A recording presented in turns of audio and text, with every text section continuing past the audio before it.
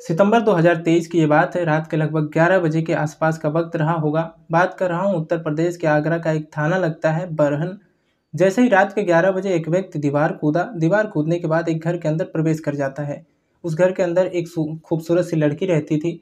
उस व्यक्ति ने उस लड़की को बुरी नीयत से दबोच लिया। उसके साथ वो गंदा और घिनौना कृत्य करना चाहता था। तभी उस लड़की ने जोर जोर से चीखना चिल्लाना शुरू कर दिया और लोगों से बचाने की अपील की। लोग दौड़ते हुए उस लड़की की तरफ आते हैं और आने के बाद उस लड़की को उस व्यक्ति से बचाते हैं। लेकिन वो अनजान व्यक्ति उस घर के अंदर क्या कर रहा था। तभी कुछ लोगों को गुस्सा आता है, उसे बाहर निकालते हैं। बाहर निकालने के बाद उसे खंभे से बांध देते हैं और नंगा करके उसको खूब पीटना शुरू कर देते हैं। तभी कुछ लोगों ने पहचाना कि ये तो दरोगा जी हैं, जो कि उत्तर प्रदेश के पुलिस में इनकी तैनाती है। अब इतना पता चलते ही इसके बाद पब्लिक को तो गुस्सा और भड़क जाता है। अब नज़दीकी पुलिस स्टेशन को सूचना दी जाती है। पुलिस आती है और उस भीड़ से उस दरोगा को किसी तरकीब से बचाती है। लेकिन बचाने के बाद जब लड़की से कहानी पूछी जाती है तो पता चलता है कि वो काफ़ी दिन से उस लड़की का पीछा कर रहा था और उस लड़की का शारीरिक शोषण भी कर रहा था। और उसके बाद पुलिस ने उसके खिलाफ मुकदमा दर्ज किया, गिरफ्तार किया और गिरफ्तार करने के बाद उसे जेल भेज दिया। दरअसल आज की कहानी सुनने के बाद आपको यकीन नहीं होगा कि कोई व्यक्ति जिसको एक बड़ी जिम्मेदारी मिली, जो एक रक्षक के रूप में तैनात हो गया था, आखिरकार वो भक्षक कैसे हो सकता है। नमस्कार दोस्तों, मैं हूँ राज और आज के इस क्राइम के एपिसोड में आप सभी का बहुत बहुत स्वागत है। उम्मीद करता हूँ कि आप लोग स्वस्थ होंगे, मस्त होंगे। दोस्तों, ये सच्ची घटना उत्तर प्रदेश के आगरा जिले का एक थाना लगता है सिकंदरा। दरअसल बात कर रहा हूँ 9 जनवरी का अंतिम सप्ताह चल रहा था, 2024 की बात है। एक लड़की जो कि एतमादपुर में एक BAMS कॉलेज है, उसी में डॉक्टर की पढ़ाई कर रही थी। वो लड़की एक व्यक्ति को फ़ोन मिलाती है जिसको वो बेपनाह प्यार किया करती थी। उस व्यक्ति को फ़ोन मिलाती है और वो कई दिन से उसका नंबर मिल नहीं रहा था। वो लगातार अपने ऑफिस से छुट्टी पर था। लड़की थोड़ा परेशान हो जाती है कि आखिरकार करूँ तो क्या करूँ, नंबर मिल नहीं रहा। जितनी बार ट्राई कर सकती थी उस लड़की ने, यानी कि उस डॉक्टर ने उतनी बार ट्राई किया और ट्राई करने के बाद आखिरकार नंबर लग जाता है। जैसे ही नंबर लगता है तो उधर से हेलो की आवाज़ आती है, लेकिन उधर से पुरुष नहीं बोल रहा था बल्कि कोई महिला बोल रही थी। लड़की ने पूछा कि आप कौन बात कर रही हैं? तभी उधर से कहा कि तुम कौन बात कर रही हो, ये बताओ। वो कहती है कि मैं आगरा में रहती हूँ, डॉक्टर की पढ़ाई कर रही हूँ और मुझे अपने जो प्रेमी हैं, अपने दोस्त हैं, उससे बात करनी है। उस दोस्त का नाम SK सिंह है। क्या ये नंबर SK सिंह का है? वो कहती है कि हाँ, नंबर तो SK सिंह का ही है, लेकिन ये गलत नंबर आपने डायल किया है। अब लड़की ने कहा कि गलत नहीं, मेरी तो कम से कम 6 महीने से इस नंबर पर बातचीत चल रही है। तभी उस महिला ने कहा कि मैं उनकी पत्नी बात कर रही हूँ, 2 बच्चे हैं हमें, हम लोगों कैसी बात कर रहे हो आप? अब ये दोनों के बीच में काफ़ी कहा-सुनी हो जाती है। लड़की बहुत ज़्यादा परेशान हो जाती है, क्या करे क्या ना करे।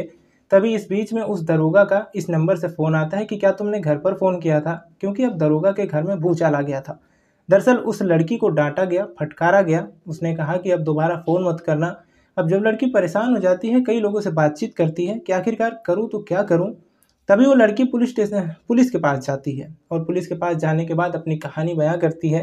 दरअसल लड़की कहती है कि वो एटा की रहने वाली है और एटा के बाद वहाँ से चलकर पहुँच जाती है आगरा के एतमादपुर में, जहाँ BAMS का कोर्स कराया जाता है, जिसे करने के बाद डॉक्टर बन जाते हैं। वो रहती थी रामबाग, एक चौराहा है, उस चौराहे के पास PG होता है, यानी कि पेइंग गेस्ट, जहाँ पर वो अपना रहती थी और वहाँ से फिर कॉलेज जाती थी पढ़ने के लिए। उसी चौराहे पर एक दरोगा की तैनाती थी। दरोगा देखने में बहुत ठीक-ठाक था, अच्छा था और इस लड़की को देखकर दरोगा ने इससे बातचीत करने की कोशिश की। लड़की ने हालाँकि शुरू में ना-नुकुर करने की कोशिश की।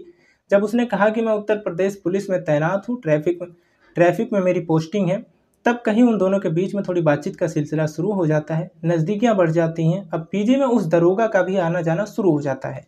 लेकिन बाकी लड़कियां भी उस PG में रहती थीं, तो उस लड़की को लगता था कि यहाँ रहना ठीक नहीं है। तभी दरोगा ने कहा कि हम दोनों की सुरक्षा के लिए यहाँ से हटकर कहीं और रहें तो कैसा रहेगा? उस लड़की ने कहा कि मुझे कोई ऐतराज़ नहीं है। लड़के ने अपनी ज़िंदगी के बारे में कुछ नहीं बताया था, सिर्फ़ इतना बताया था कि उत्तर प्रदेश पुलिस में उसकी ट्रैफ़िक सब इंस्पेक्टर के तौर पर जो है वो तैनाती है और वो एक अकेला है और लड़की भी अकेली थी।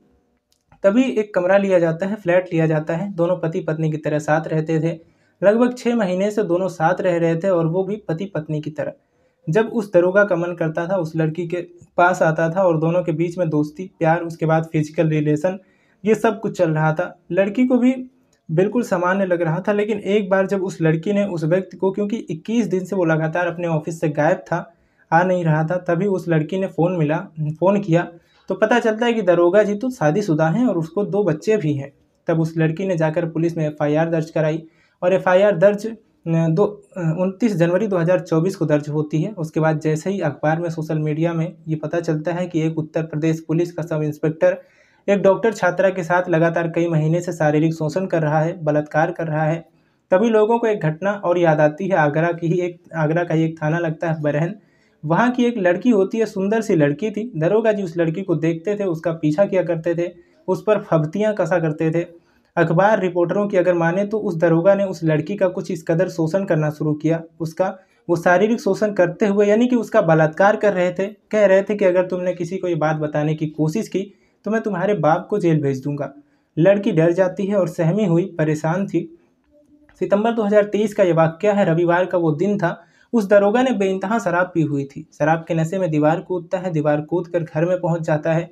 वहां जाने के बाद उस लड़की का बलात्कार करने की कोशिश कर रहा था। उस लड़की ने जोर जोर से चीखना चिल्लाना शुरू किया और जब उस लड़की ने चीखना चिल्लाना शुरू किया, उसके बाद आसपास के लोग आते हैं, उस दरोगा को वहां से खींचकर खंबे से बाहर बांध देते हैं। अब उसको नंगा करके बहुत बुरी तरह से पीट रहे थे। कुछ लोगों ने वीडियो बनाया और सोशल मीडिया पर वायरल कर दिया। वायरल करने के बाद तब लोगों को पता चलता है कि जिसको पीटा गया दरअसल वो उत्तर प्रदेश पुलिस का सब इंस्पेक्टर है। अब ये बात पुलिस तक पहुंच जाती है। लड़की के घर वालों ने जब पुलिस से संपर्क करने की कोशिश की तो पुलिस ने इस मामले को रफा दफा करने में ज़्यादा ध्यान लगाया और इस लड़की के साथ जो हुआ था उसमें कुछ दिलचस्पी नहीं ली। तभी स्थानीय लोगों ने बड़ी संख्या में इकट्ठे होते हैं और सड़क जाम कर देते हैं। कई घंटे तक रास्ते जाम हो जाते हैं। पूरे शहर में इस बात का पता चल जाता है कि एक दरोगा शराब पीकर घर में घुसता है और एक लड़की का बलात्कार करने की कोशिश कर रहा था। हालांकि उसका पहले से ही वो बलात्कार कर ही रहा था। आखिरकार पुलिस ने उस दरोगा के खिलाफ एफआईआर दर्ज की, जिसका नाम संदीप कुमार बताया जाता है। उस संदीप कुमार के खिलाफ एफआईआर दर्ज की जाती है और उसे गिरफ्तार किया जाता है। गिरफ्तार करने के बाद जेल भेज दिया जाता है।